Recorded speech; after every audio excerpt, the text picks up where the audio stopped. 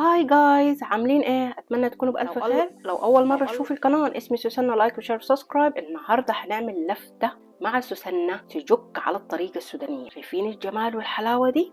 انا السجق عاملاه في البيت اصلا، فما اشتريتش جاهز، فانتوا ممكن تشتروا السجق من اي حته مضمونه. ده طعمه رهيب رهيب رهيب. بدل ما اقول لك اللفته الحلوه دي والسجق كده اتعمل ازاي على الطريقه السودانيه، تعال نخش في الفيديو على طول ونشوف السجق الحلو ده اتعمل ازاي. يلا بينا نبدا الفيديو. الكل معايا فضلة خيرك كده سجق انا عملته في البيت، عملته ضاني مع بقري عشان يطلع حلو معانا.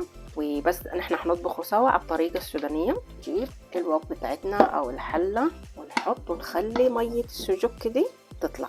انا ده 800 وحاجه جرام، انت ممكن تعملي نص كيلو، ربع كيلو، على راحتك. دي حطها على النار بيطلع ميته. انا هنا هغطيه ست الكل عشان يطلع الميه بتاعته لوحده. بعد كده نشوف الاضافات اللي احنا هنعملها مع بعض. هنا يا ست الكل بس عايزه اوريك ان انا على نار متوسطه البوتاجاز بتاعنا، وانا بقلب كده بالراحه عشان يمسك نفسه. شايف هو ابتدى اوريدي يطلع الميه بتاعته. حلو الكلام. بقول لك ايش ريحته فظيعه.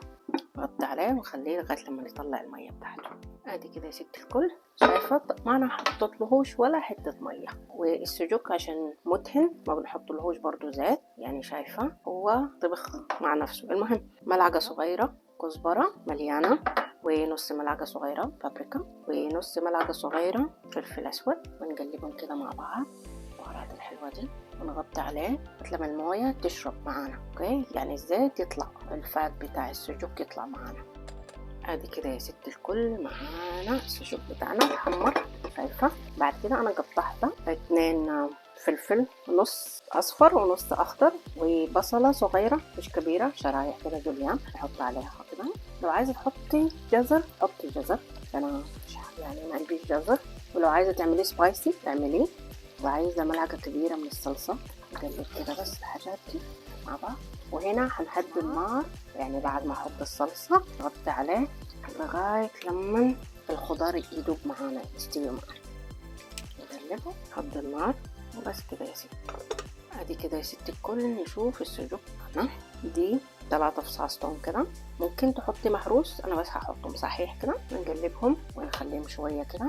هو خلاص قرب يستوي، ما اقولكيش على الريحه فظيع. الشكل بتاعه هنخليها شويه كده، وبعد كده نيجي نغرف مع بعض وناكل. يا ست الكل انا طفيت على السجق بتاعنا، ما اقولكيش على الريحه. اوه ماي جاد، فظيع فظيع. ايه ده ايه ده الحلاوه دي. اوه جربي الطريقه دي هتعجبك شديد. هنا ممكن تعصري نص عصير ليمونه، او ممكن تحطي دبس رمان، فانا هحط دبس رمان يدي مزازه كده حلوه. ونغرف وندوق مع بعض حلو ولا لا. ادي كده يا ست الكل هندوق السجق بالطريقه السودانيه دي. فظيع فظيع فظيع فظيع فظيع. لازم تجرب الوصفة دي صراحة، خطير. فظيع فظيع. يا سلام ايه الحلاوة دي. رهيب رهيب رهيب رهيب. بجد يا ستي الكل فظيع فظيع فظيع. انا متوقعتهوش هيطلع حلو. لما شفت الوصفة كنت محتارة اعمل ايه، اي طريقة، فلقيت الوصفة دي وعجبتني. قلت خلاص يلا نعملها مع بعض وتكون لفتة حلوة من سوسنة.